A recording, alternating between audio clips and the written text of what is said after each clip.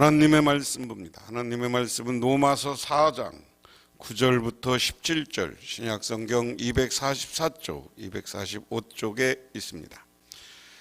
그런즉 이 복이 할례자에게냐 혹은 무할례자에게도냐? 무릇 우리가 말하기를 아브라함에게는 그 믿음이 의로 여겨졌다 하노라.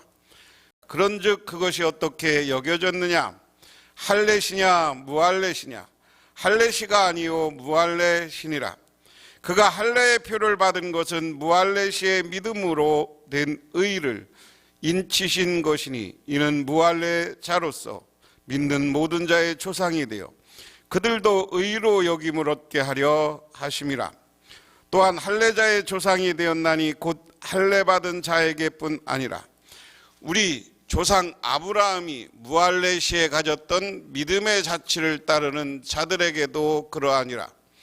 아브라함이나 그 후손에게 세상의 상속자가 되리라고 하신 언약은 율법으로 말미암은 것이 아니요 오직 믿음의 의로 말미암은 것이니라. 만일 율법에 속한 자들이 상속자이면 믿음은 헛것이 되고 약속은 파기되었느니라. 율법은 진노를 이루게 하나니 율법이 없는 곳에는 범법도 없느니라. 그러므로 상속자가 되는 그것이 은혜에 속하기 위하여는 믿음으로 되나니 이는 그 약속을 그 모든 후손에게 굳게 하려 하심이라. 율법에 속한 자에게뿐 아니라 아브라함의 믿음에 속한 자에게도 그러하니 아브라함은 우리 모든 사람의 조상이라. 기록된 바 내가 너를 많은 민족의 조상으로 세웠다 하신 같으니 그가 믿는 바 하나님은 죽은 자를 살리며 없는 것을 있는 것으로 부르시는 이시이니라. 아멘. 9절에서 12절은 아브라함이 의롭게 된 것이 할례와 상관없다는 논증이 전개되고 13절에서 17절에는 아브라함과 그의 후손에게 세상의 상속자가 되리라는 약속이 주어진 것도 율법과 상관없다 하는 논증이 전개된다. 지난 시간에 이어서 이제 오늘은 구체적으로 아브라함에 대한 이야기입니다. 아브라함이 의롭게 됐어요. 의롭다 하심을 입었어요. 그런데 아브라함이 의롭다가 된 게 한 것이 율법 때문이냐 믿음 때문이냐? 근본적으로 오늘 사도 바울은 아브라함이 의롭다 된 것은 율법과 상관없다는 거예요. 아브라함의 믿음 때문이다라는 거예요. 이게 맞다. 오늘 이 문제, 왜 율법이냐 믿음의 문제를 계속 로마께 편지하면서 사도 바울은 편지할 때마다 이것을 강조하느냐? 갈라디아서에 보면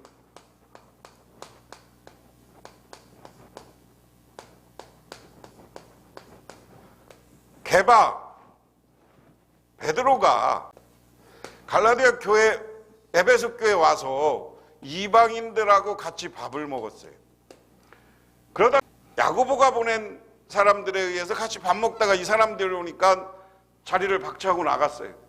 이것 때문에 사도 바울이 내가 게바를 혼내켰다. 왜? 우리가 믿음의 신앙의 공동체는 뭐냐? 예수 믿는 공동체는 뭐냐? 유대인과 이방인의 차별이 없어야 된다.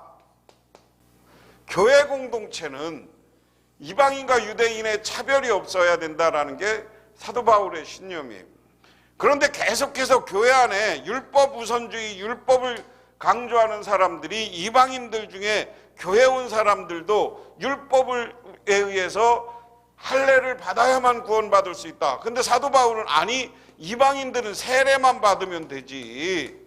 왜? 그리고 믿으면 되지. 왜 자꾸만 의롭다는 것에 조건을 거냐? 이것은 근본적으로 차별을 서로 차별하기 때문에 있는 거 아니냐? 이런 차별의식을 버리자는 거예요. 그런 측면에서 오늘 본문을 계속 이어가고 있는 건데요. 그러면서 9절에 그런즉 이 복이 할례자에게 혹은 무할례자에게도냐? 무릇 우리가 말하기를 아브라함에게는 그 믿음으로 의로 여겨졌더라 하노라. 자, 그러면서 이 복이 할례자에게냐 무할례자냐, 자꾸만 우리가 죄를 인정하고 죄인이었다는 상태에서 하나님으로부터 죄를 용서받았다고 생각하면 지난 시간에 우리는 감사하면서 살 수 있다고 그랬어요. 감사하며 이웃과 교인들을 사랑하면서 살 수 있다고 그랬어요. 하나님을 사랑하면서 살 수 있어요. 그런데 자꾸만 차별이 있고 내 행위를 자랑하게 되면 교회가 그것 때문에 차별이 생기고 교회가 무너지는 거예요. 교회 공동체는 어떻게 봐도 평등 공동체, 차별 없는 공동체가 돼야 됩니다. 그런데 교회가 차별이 생기기 시작하면서 그 교회는 문제가 생겼고요. 중세교회가 이것 때문에 종교개혁이 일어난 거예요. 그래서 오늘날 교회 안에서 차별이 있으면 안 돼요. 교회 장로님, 목사님, 집사님, 권사님은 계급이 아니라 내가 늘 섬기기 위한 직책이다라고 그랬어요. 그런 면에서 오늘 이게 다 이렇게 해서 우리가 구원받고 죄를 용서받은 이 복은 내가 할례 받고 할례를 안 바꾸는 상관이 없다. 아브라함도 70세에 떠나라고 그랬어요. 아브라함은 자기 집을 떠나서 최초로 할례를 행한 게 85세에 이삭을 낳고 이삭에게 처음 할례를 했어요. 10절에 그런즉 그것이 어떻게 여겨졌느냐, 할례시냐 무할례시냐, 할례시가 아니요 무할례시가 아니라 그가 할례의 표를 받은 것은 무할례시의 믿음으로 된 의를 인친 것이니 이는 무할례로 믿는 모든 자에게 조상이 되어 그들도 의로 여김을 얻게 하려 하심이라. 다시 말해서 아브라함이 믿음으로 의롭게 되었을 때 그는 할례 받은 할례자였는가, 할례 받지 않은 무할례자였는가? 그때 그는 아직 할례 받지 않은 무할례자였다. 무할례자로 의롭게 되었다. 즉 유대인으로서가 아니라 이방인으로서 의롭게 된 것이다. 이와 같이 아브라함이 의롭게 된 것은 할례와는 아무 상관이 없다. 아브라함이 의롭게 된 게 11절 얘기는 아브라함이 의롭게 된 것과 할례 받은 것 중 어떤 것이 먼저 일어났는가? 의롭게 된 것이 먼저 일어났다. 이것이 창세기 15장에 나오고 할례 받은 것은 17장에 나온다.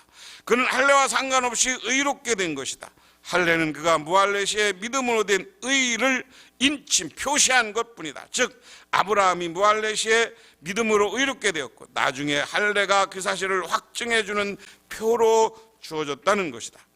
이와 같이 아브라함은 무할례자로서 믿음으로 의롭게 되었기 때문에 무할례자로서 하나님을 믿는 모든 사람의 조상이다.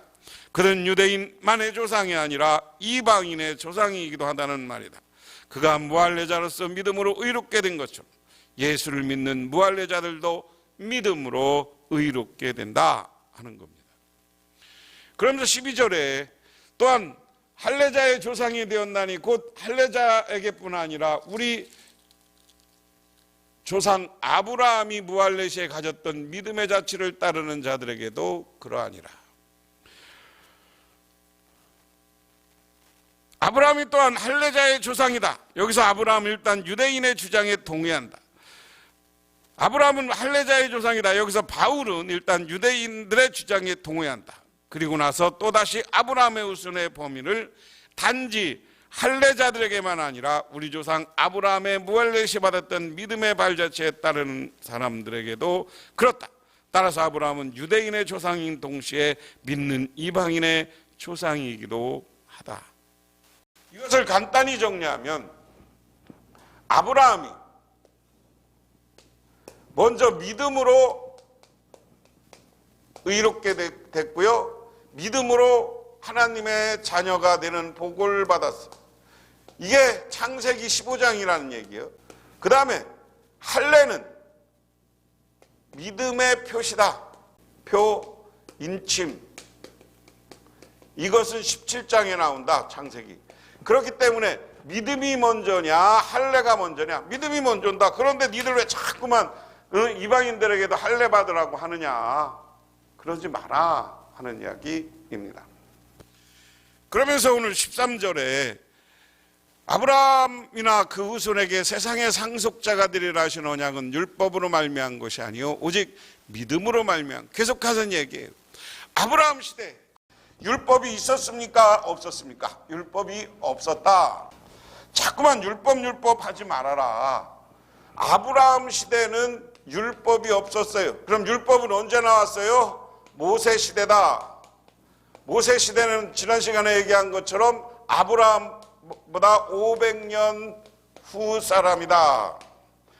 그래서 이 500년 후에 아브라함, 모세를 이야기하는 건 맞다. 그렇지만 모세도 율법을 자기 살아가는 기본이지, 그리고 먼저 믿음이 먼저고 믿음의 표시로서 하는 것이지, 그걸 자꾸만 할례가 구원과 의롭게 됨의 절대적인 건 아니다 하는 것을 오늘 다시 한번 강조하고 있습니다. 그 다음에 14절에도 만일 율법에 속한 자들이 상속자이면 믿음은 헛것이 되고 약속은 파괴되었느라. 율법은 진노를 이루게 하시나니 율법이 없는 곳에는 범법도 없느니라.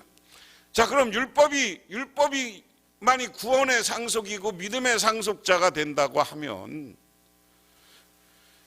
이것만이 율법이 구원의 상속이라고 하면 우리가 믿음이 필요 없다는 거예요.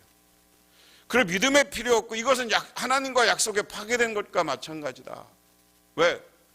하나님은 아브라함에게 먼저 너 친척 아비 집을 떠나라 그러면 넌 믿음의 조상이 되겠다는 약속에서 그 믿음을 가지고 갔을 때 구원받았어요. 부자가 됐어요. 믿음의 조상이 됐어요. 그런데 그것이 율법 때문이라면 이미 그것은 파괴된 것이다. 필요 없다. 우리가 그럼 왜 믿고 살아? 하나님이 어디 있어? 이 얘기죠. 그리고 범법이라는 게 율법 때문에 죄다 아니다라는 구분이 생겼다. 율법 때문에 죄다 아니다라는 구분이 생겼다. 율법이 없는 곳에는 그럼 범법이 없어. 그럼 이방 사람들은 다 구원받았게? 그런 이야기입니다.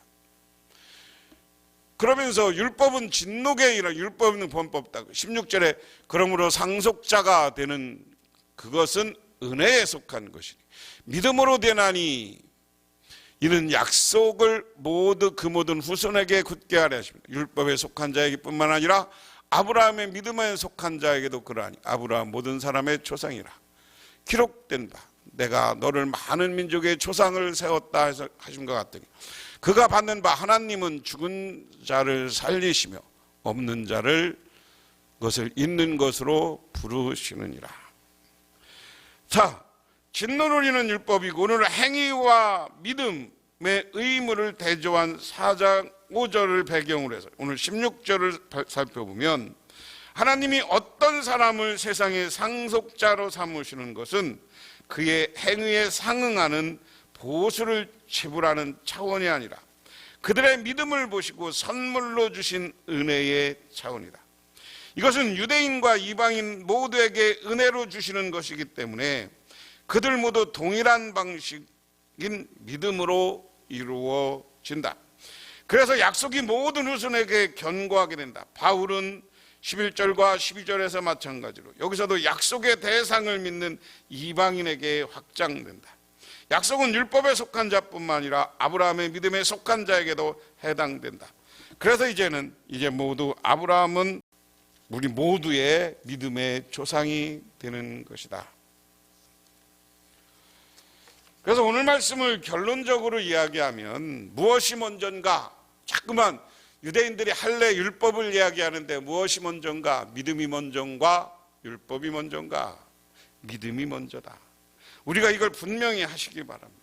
아브라함이 율법을 따라서 복을 받고 의롭게 된 것이 아니라 믿음이 먼저였어요. 아브라함이 하나님을 믿고 하나님은 저 이방인 가운데 그것도 우상 파는 집에서 아브라함을 택해서 불러서 복주고 구원의 사도로 구원받은 민족으로 새로운 하나님의 민족을 세워가기로 했어요. 그것을 보고 나나 떠나라니까 아브라함이 믿었단 말이에요. 그게 먼저예요. 율법은 아까 여기 얘기하는 것처럼 500년 후의 사건이야. 그런데 왜 자꾸만 율법을 강조하느냐는 거예요. 그러면 누가 하나님의 은혜의 상속자는 누군가? 하나님의 은혜에 감사하며 하나님의 구원을 믿고 하나님이 보내신 예수를 우리 구주로 받아들이는 사람들에게 그 사람들이 하늘나라를 상속받을 수 있는 권한이 있는 거예요. 그래서 마태복음에는 쭉 믿음의 조상의 가문을, 믿음의 조상들의 여러 가지 후손들을 이야기하고 있습니다. 그런 면에서 우리는 자꾸만 어디 가서 차별하지 마세요. 내가 몇 대째 예수 믿고 내가 우리 가문이 어쩌고, 우리는 기독교 가문인 건, 우리가 신앙교육을 잘 받은 건 중요한 거지만 그게 자랑거리가 아니라는 거예요. 오늘 신앙으로 어디서나 내 행위를 자랑하지 말라는 거예요. 하나님이 그 중에서도 나를 선택해 주었고, 나를 구원받게 했고, 오늘 복명교회 교인이 되게 했고, 이것을 통해서 새로운 축복을 약속했고, 우리를 의로운 하나님의 백성 삼아 주신 것에 늘 감사하면서 하나님을 사랑하고 이웃을 사랑하고 교인을 사랑하고 가정을 사랑하는, 감사하며 살아가는 저와 여러분이 되기를 주님의 이름으로 축원합니다. 기도하겠습니다.